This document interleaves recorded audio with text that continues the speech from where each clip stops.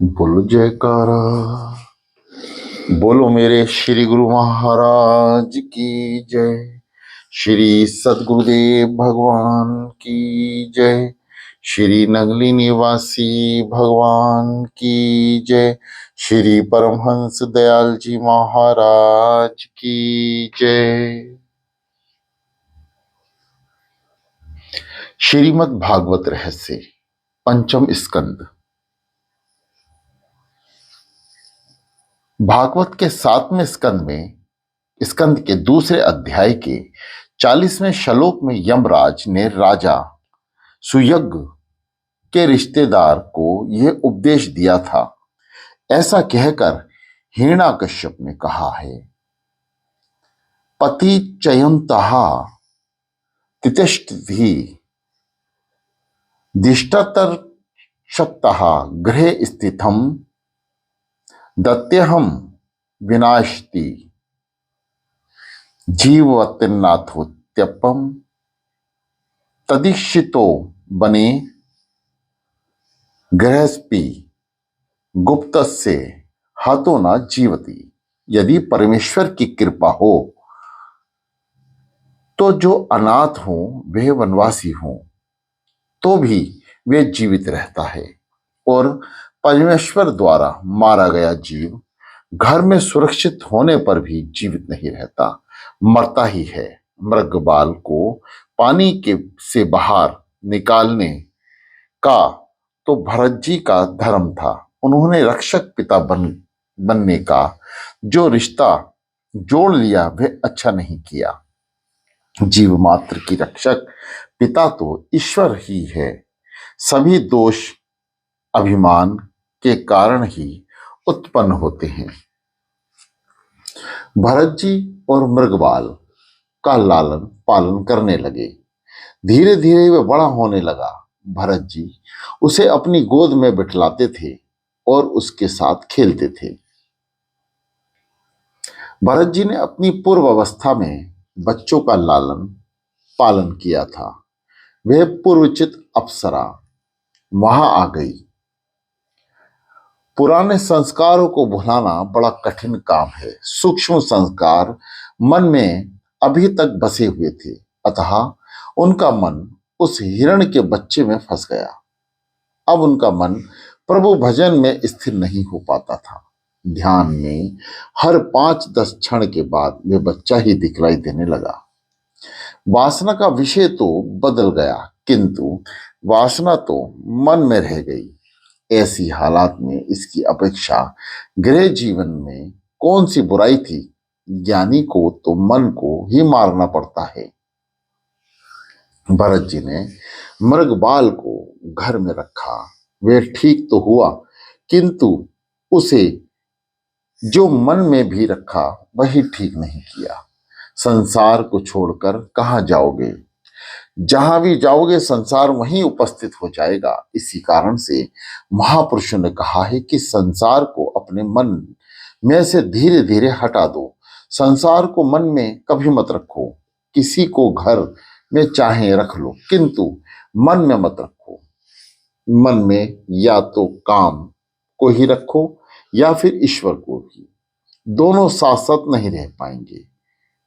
कहा भी है तुलसी दोनों नहीं रहे, तुलसी दोनों ना ही रहे, रवि रजनी एक ठाम। भजन और भक्ति में ब्रह्म संसार नहीं, अंतर संसार ही बाध्य रूप है। वह मृगबाल भरत जी की कुटिया में ही नहीं, मन में भी बस गया। उन्होंने घर, राज्य, पत्नी, संतान आदि सभी का त्याग किया तो सही, पर अंत में वे उस बच्चे की माया में फंस गए। परोपकार की भावना ही अति साधक के लिए उसकी साधना में बाधा होती है। परोपकार के पचड़े में अधिक मत फंसो। वैसे तो परोपकार करना सभी का धर्म है, परंतु परोपकार ऐसा तो ना किया जाए कि जिसमें प्रभु का विस्मरण हो जाए। संसार में मनुष्य कपटी ना बने, किंतु अति सरल भी बने। अति सरल भी ना बने।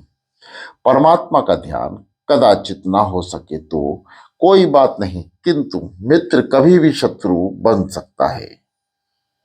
भरत जी का प्रारब्ध ही हिरण्य बाल के रूप में सामने आया।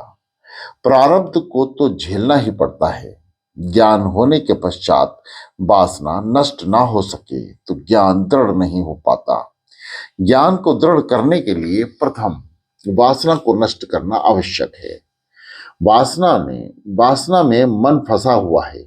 भरत जी वैसे तो महाज्ञानी हैं, किंतु ज्ञान होने के बाद भी यदि मन वश में ना हो तो ज्ञान स्थिर यानी स्थायी नहीं हो सकता।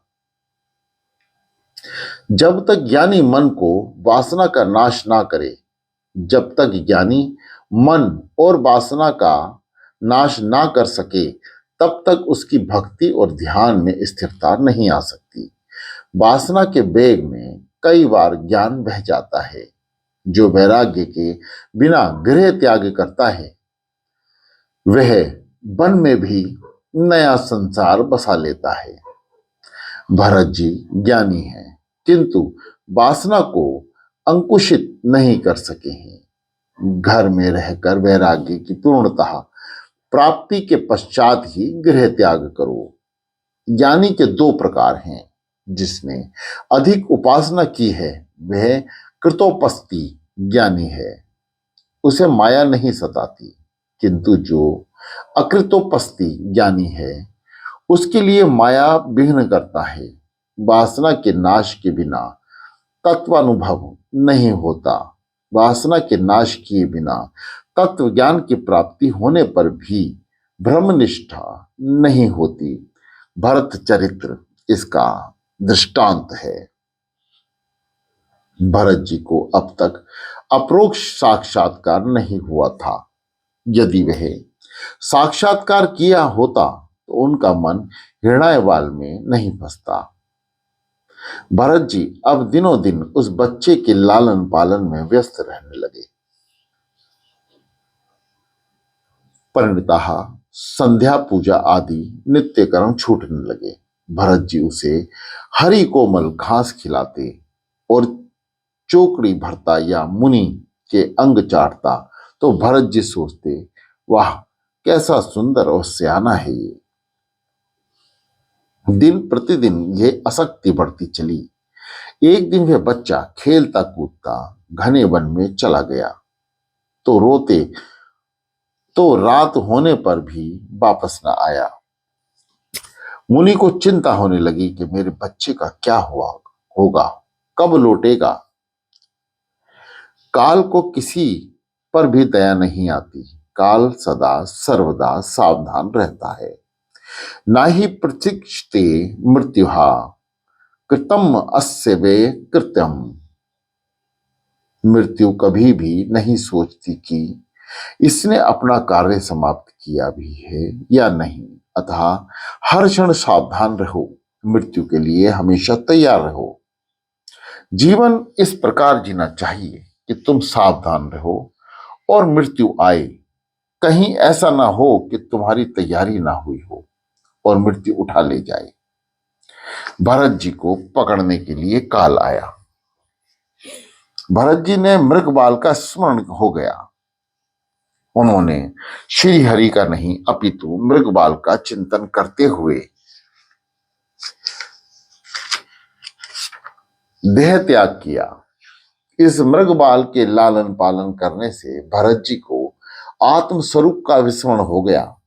मृत्यु के समय मृगबाल का ही चिंतन करते रहने के कारण उन्हें अगले जन्म में मृग का शरीर मिला।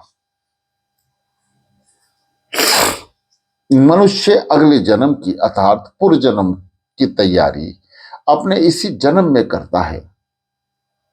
इस जन्म में बीज मिलते हैं, फल नहीं। पूर्व जन्म में किया हुआ तप निष्फल नहीं होता। पूर्व जन्म में किया हुआ भजन व्यर्थ नहीं होता। भरत जी को मृग शरीर वाले जन्म में भी पूर्व जन्म का ज्ञान था। पशु पक्षी का अनादर कभी मत करो। हो सकता है किसी कारण बता कोई साधु महात्मा पशु पक्षी बनकर आए हों। आहत्या जैसी कोई महासती पत्थर बनकर आई हो तो। मृग राजा गिरगिट होकर आए हैं और नर कुबेर वृक्ष होकर आए थे। कोई सिद्धि पुरुष वृक्ष बनकर आए हो तो किसी आत्मा में से कुछ अपराध हो जाने पर वह पशु पक्षी की यानी योनि में भ्रमण करती है। भरत जी मृग के स्वरूप में घूम रहे हैं। उन्हें पूर्व जन्म का ज्ञान है कि वे सोच रहे हैं कि इसी गंडक नदी के किनारे तपचर्या करता था। इसी स्थल पर मैंने हिरण के बच्चे को उठा लिया था और उसे मैं अपने आश्रम में ले आया था। उसके प्रति अत्यंत आसक्त होने के कारण ही मुझे मृग योनि का जन्म मिला है। मैं कभी महाज्ञानी था, योगी था, किंतु आज चौपाया पशु बना हुआ हूं। अब मुझे नया प्रारब्ध नहीं कमाना है। जो मैं साथ लाया हूं उसे ही सहना और भोगना है। वह मृगबाल यानी भरत जी नदी में स्नान करता है, वृक्षों के सूखे पत्ते खाता है। वह घास नहीं खाता क्योंकि उस पर जंतु होते हैं। हिंसा होने पर नया प्रारब्ध जुट जाएगा। इस मृगदेह में भी एकादशी का व्रत करते थे। प्राचीन काल में भारत में पशु की एकादशी व्रत करते थे। प्राचीन काल में भारत में पशु भी एकादशी व्रत करते थे। आजकल तो कई लोग एकादशी व्रत नहीं करते। फिर भरत जी ने मृगदेह का भी त्याग किया और वे ब्राह्मण के घर जन्म लिया। मानव जीवन अतिशय विलासी हो गया है। प्रजा में संयम, सदाचार, भागवत भक्ति बढ़ने पर ही संतों का जन्म होता है। विलासी माता पिता के घर संतों का जन्म नहीं होता। संत जन्म लेने के लिए सुपात्र खोजते हैं। पवित्र ब्राह्मण के घर भरत जी का जन्म हुआ। भरत जी का यह अंतिम जन्म था। उन्हें पूर्व जन्म का ज्ञान है कि हिरण की माया में फंसने के कारण उन्हें पशु देह धारण करनी पड़ी थी। पूर्व जन्म में हिरण के साथ बातें करता था अतः पशु होना पड़ा। अब तो इस जन्म में किसी से भी नहीं बोलूंगा। इस बार भूल हो गई। अब तो मैं बड़ा सावधान रहूंगा। बचपन से ही भरत जी भक्ति के रंग में रंगे हुए हैं। शास्त्र के अंतिम जन्म के कुछ लक्षण बताए हैं। शास्त्र ने अंतिम जन्म के कुछ लक्षण बताए हैं। बाल्य अवस्था से ही जिसे भक्ति का रंग लगे तो मानो कि उसका वह अंतिम जन्म है। जिसकी बुद्धि ने काम छोड़ा हो उसका भी वह अंतिम जन्म है। जब तक बुद्धि में काम है तब तक मान लो कि उसे अभी जन्म लेने बाकी हैं। प्रत्येक वस्तु में जो भागवत दर्शन करे उसका वह जन्म अंतिम है। जहां भी दृष्टि जाए वहां किसी को भगवान की दृष्टि गोचर हो उसके लिए वह जन्म अंतिम है। हृदय से दीन और अभिमान रहित व्यक्ति का भी जन्म अंतिम जन्म है। जड़ भरत जी का यह अंतिम जन्म था। एक हंसता हुआ बदी बनता है, एक हंसता हुआ बंदी बनता है तो दूसरा रोता हुआ। साधारण व्यक्ति यानी जीव वासना के अधीन होकर संसार में आता है तो संत भागवत कार्य के लिए संसार में आते हैं। पर मन और पर धन को आकर्षित करने वाला व्यक्ति संसार की दृष्टि में चतुर है, किंतु वह कला तो एक सामान्य स्त्री के लिए भी साहजिक है। सांसारिक दृष्टि में संत जड़ होता है, परंतु आनंद में चेतन प्रभु को भूलकर सांसारिक सुखों में फंसा हुआ मनुष्य तो सचमुच जड़ है। प्रभु प्रेम में मस्त बेईमान से अज्ञात महापुरुष को जड़ कैसे कहें। किंतु संसार की विपरीत मान्यता के कारण संसारिक लोगों ने भरत जी का नाम जड़ भरत रख दिया।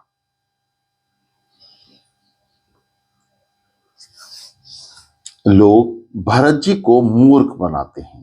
जो भरत जी सोचते हैं कि लोग मुझे मूर्ख माने तो उसमें बुराई भी क्या है।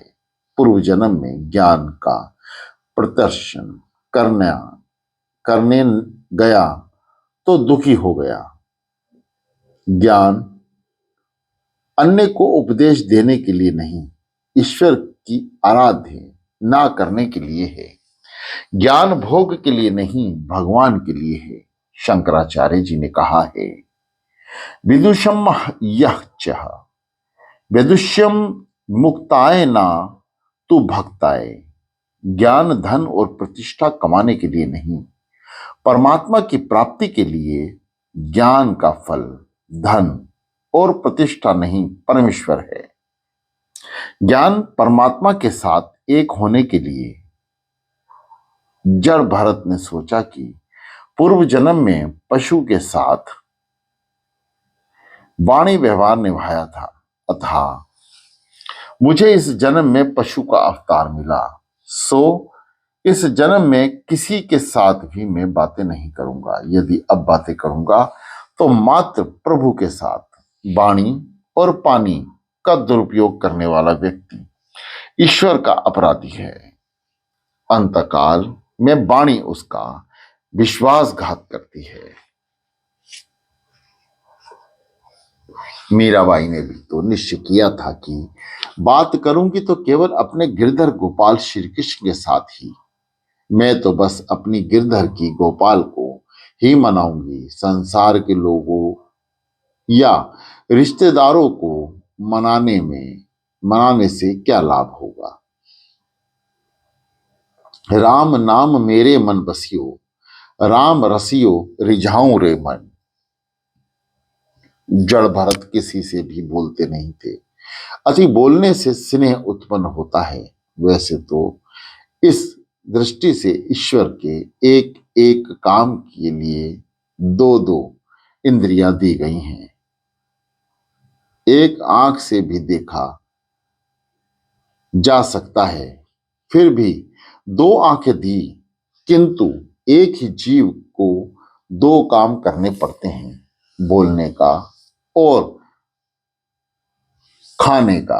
अतः जीव पर अधिक अंकुश की आवश्यकता है। दूसरों के साथ बातें करने से, प्रेम करने से वासना उत्पन्न होती है। बेर और वासना के से नया प्रारब्ध उत्पन्न होता है, अतः दूसरी बार जन्म लेना पड़ता है।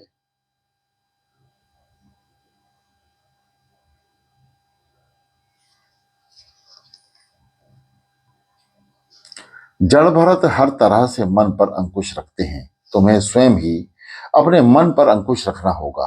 तुम्हारे मन को दूसरा कौन अंकुशित कर सकेगा।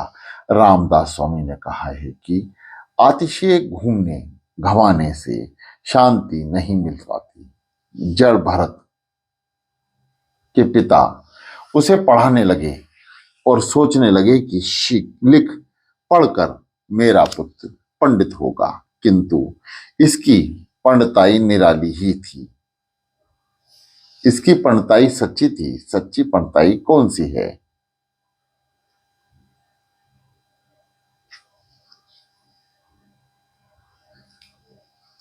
परमन परधन हरन कुहू, वैश्या बड़ी प्रवीण, तुलसी सोए चतुरता, रामचरण लवलीन।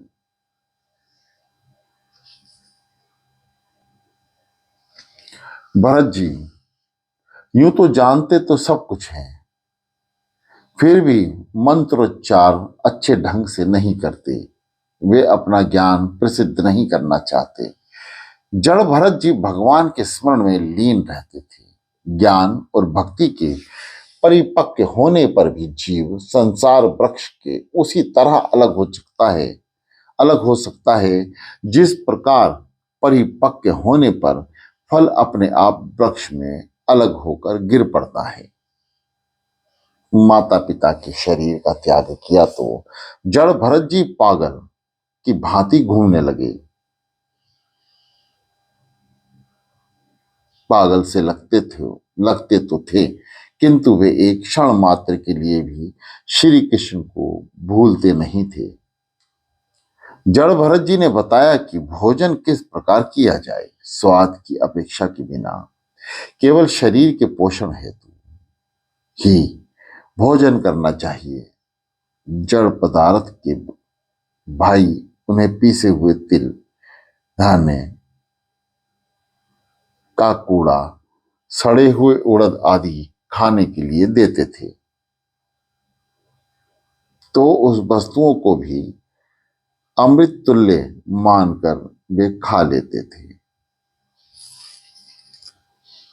किस प्रकार चला जाए, यह भी जड़ भरत जी ने बताया। किसकी जीव की हिंसा ना हो पाए, ऐसा सोचकर वे रास्ता देखकर चलते थे। धरती पर दृष्टि रखते हुए चलना चाहिए। हरदम सोचो कि वे कहीं मुझसे किसी जीव की हिंसा ना हो जाए। भरत जी औरों के काम भी करते थे।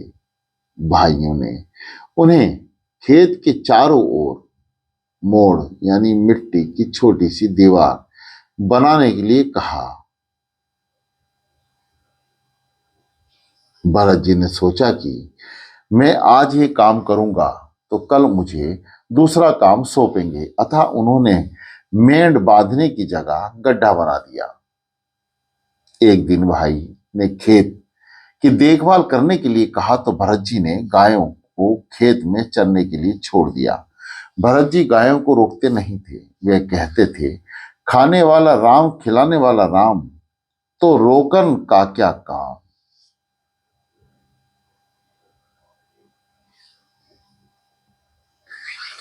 जगत के समक्ष मानो की नाटक कर रहे हैं कि वे पागल है। ज्ञानी पुरुषों के ध्यान में लोक संग्रह बाधा रूप है। सांसारिक व्यवहार की कहीं माया न लग जाए, इस हेतु से वे परमात्मा नारायण की आराधना करते हुए एक दिन खेत में बैठे हुए थे। एक भील राजा निसंतान थे। उन्होंने मनोती मानी हुई थी कि संतान होगी तो मैं भद्रकाली को नरबलि की भेंट चढ़ाऊंगा। पुत्र का जन्म हुआ। राजा ने आज्ञा दी कि किसी नर को ले आओ। राज्य सेवकों ने जड़ भरत को उस खेत में देखा। उन्होंने सोचा कि अच्छा तगड़ा है, इसे ही हम पकड़ लें। संसार की ओर लोगों की दृष्टि में संत पागल ही है,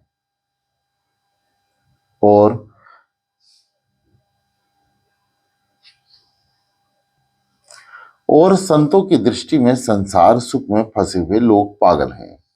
उन भील राज सेवकों ने भी भरत जी को पागल ही मान लिया। वे उन्हें पकड़कर भद्रकाली के मंदिर में ले गए।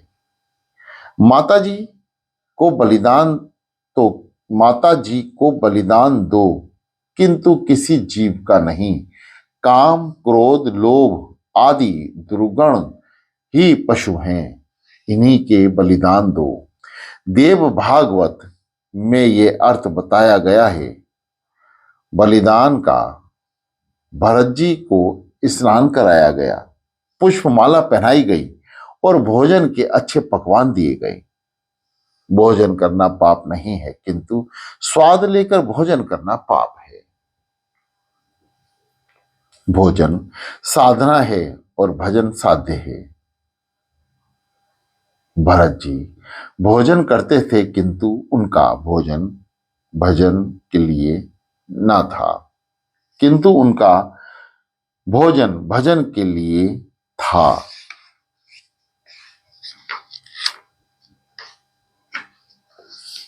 भील सोचते हैं कि 2 घंटे बाद तो इसे मरना है, फिर भी ये बड़े आराम से भोजन कर रहा है। इसके बाद भरत जी को मंदिर के अंदर ले गए। संत जी परीक्षा उनकी मनोवृत्ति के आधार पर हो सकती है, दाढ़ी जटा से नहीं।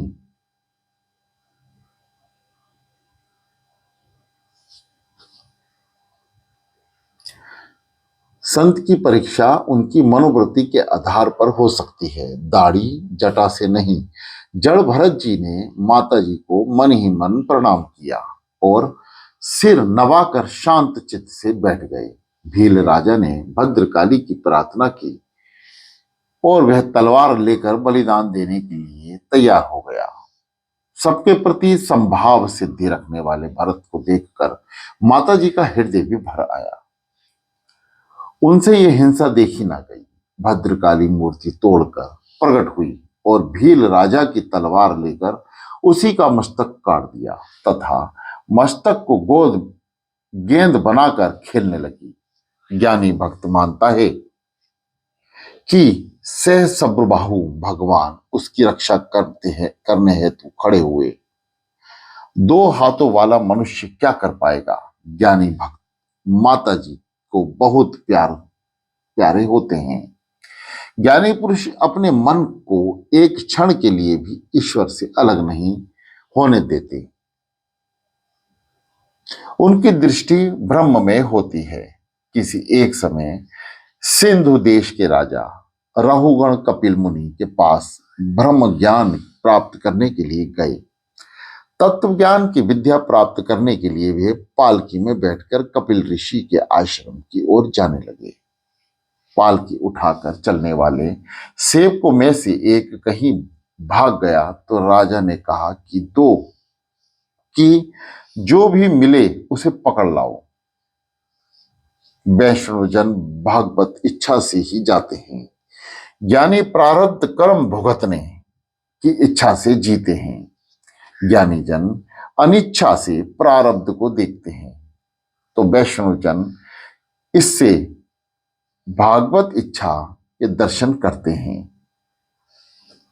साधक के लिए स्पष्ट आज्ञा है कि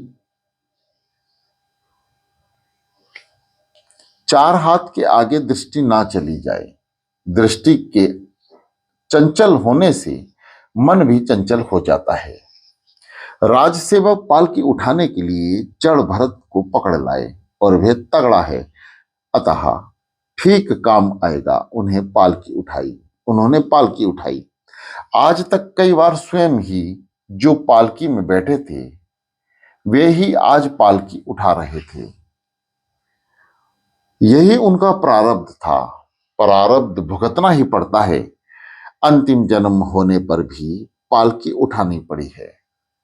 भरत जी नीचे देखते हुए चल रहे हैं कि कहीं मुझसे कोई जीव की हत्या ना हो जाए। उन्हें तो प्रत्येक जीव में भगवान के दर्शन होते हैं। भरत जी सोचते हैं कि अब मेरा कुछ भी प्रारब्ध नहीं रह गया है। मरेगा तो मेरा शरीर ही, मैं तो नारायण से मिल जाऊंगा। मुझे सावधान रहना है।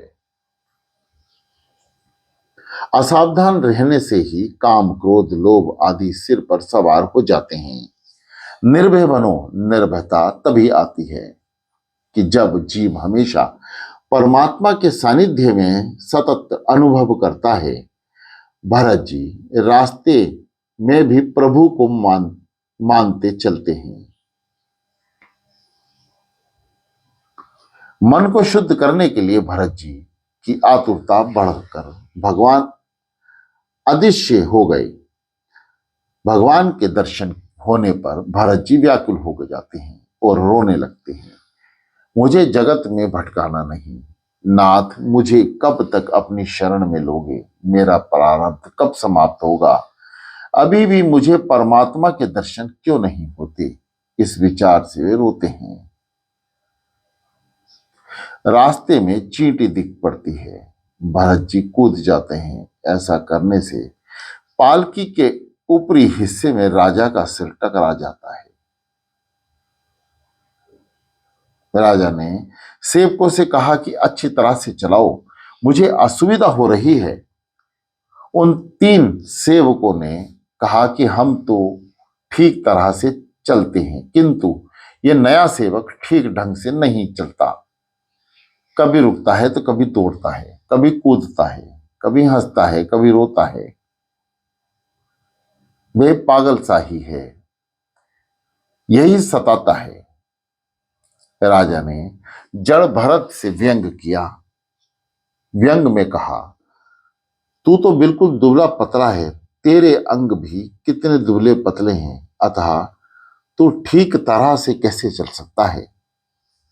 रघुगण ने सोचा कि अब मैं भरत जी पर दृष्टि रखूंगा। भरत जी सोचते हैं कि रास्ते में कोई जीव कुचल जाएगा तो पाप होगा। भरत जी चींटी में भी कन्या को देखते हैं, चींटी में भी कन्हैया को देखते हैं। कृष्णा किसी एक ही घेरे में नहीं रहते, सभी में कृष्ण का दर्शन करें वही वैष्णव है। जड़ भरत ने राजा से कहने पर ध्यान न दिया। चींटियों को देखकर भरत जी ने छलांग लगाई तो राजा के सिर पालकी के ऊपर दंड से फिर टकरा गया। राजा ये सहन न कर सके और क्रोधित होकर जड़ भरत जी का अपमान करने लगे। अरे, तू तो जीते जी मरा हुआ है, तुझे मान भी नहीं है, तुझे भान भी नहीं है, अच्छी तरह से चल। भस्म में छिपी हुई अग्नि जिस प्रकार दिखाई नहीं देती, उसी प्रकार ब्रह्म के चिंतन में लीन ज्ञानी पहचाने नहीं जा सकते। एक बार फिर राजा का सिर टकरा गया तो वह क्रोधित हो गया। उसने कहा कि मैं रहुगढ़ राजा हूं, तुझे दंड दूंगा।